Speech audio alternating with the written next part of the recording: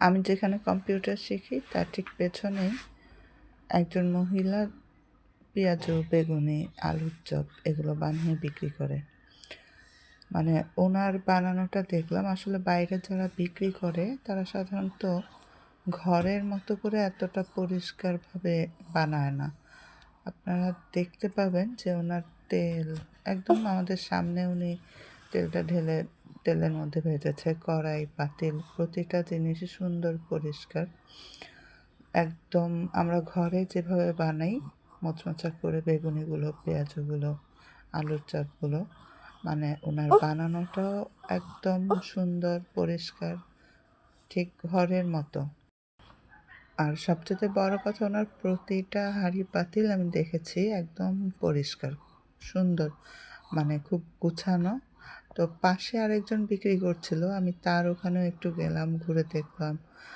দেখলাম তার আশপাশটা আসলে তেল চিটচিটে, নোংরা, বা তার বানানোটা আর ওই মেয়েটার বানানোটা দুইজনের মধ্যে আসলে অনেক পার্থক্য। আপনারা ভিডিওতেও দেখলে বুঝতে পারবেন। পাশাপাশি বিক্রি করে একটু দূরত্বে। ওখানেও গিয়েছিলাম পুরি বানায় কিনা দেখার জন্য। দেখলাম যে না, সে পুরি বানায় না, আলুর চপ, পেঁয়াজু, বেগুনি এগুলাই বানায়। পরে আবার ফিরে এলাম। আর আমার মেয়ে, ওরা যেহেতু খুব পছন্দ করে বিশেষ করে ঝালমুড়ি, বুট, বেগুনি, তাই চিন্তা করলাম ওদেরকেও খাওয়াই, পরিষ্কার খাবার, একদম ঘরোয়া পরিবেশে। ওরা খুব পছন্দ করে খেলো, খুব ভালো লেগেছিল। ওনার বেগুনিটা বিশেষ করে একদম মোচমোচা, খুবই সুন্দর। পরবর্তীতে আবার ওনার কাছ থেকে নিলাম। মানে আপনারা কতটুকু বুঝতে পারছেন জানি না, কিন্তু ওনার মানে প্রতিটা খাবারই বেশ যত্ন করে বানানো। খাবারের জিনিসগুলো অল্প, কিন্তু সবচেয়ে বড় কথা বেশ পরিষ্কার। মানে বাইরের খাবার বললে যেমন বোঝায় তেমন না, একদম পরিষ্কার পরিচ্ছন্নভাবেই উনি পরিবেশনও করেন।